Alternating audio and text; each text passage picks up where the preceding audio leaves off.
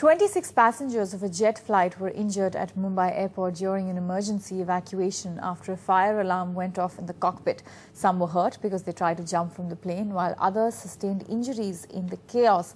10 of them have been admitted in hospital. A scare for 153 passengers on board this Jet Airways flight. Flight 9W2302 was taxiing when the fire alarm went off in the cockpit, indicating a fire in the left engine. The pilot alerted the ATC and a full emergency was declared. Taking no chances, the commander of the flight decided to evacuate all passengers. Emergency slides were deployed and 153 panic-stricken passengers were deplaned using the chutes. Fire engines rushed to the spot but reported no visible fire. While sliding out, some passengers were injured and sustained fractures. Most of them were given first aid, but 10 of them were taken to hospitals. And after several hours, the passengers were put on the same flight to Chennai, where the flight arrived a little after 2 a.m. The plane was taxiing and then it stopped after that.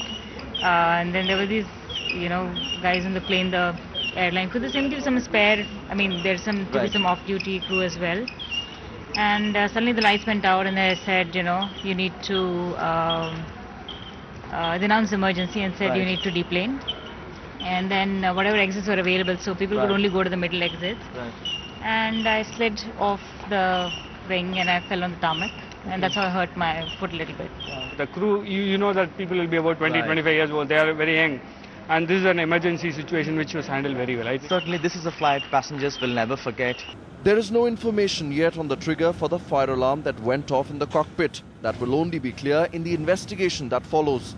With Miloni Bhatt in Mumbai and Sam Daniel in Chennai, in New Delhi, Ankush Arora, NDTV.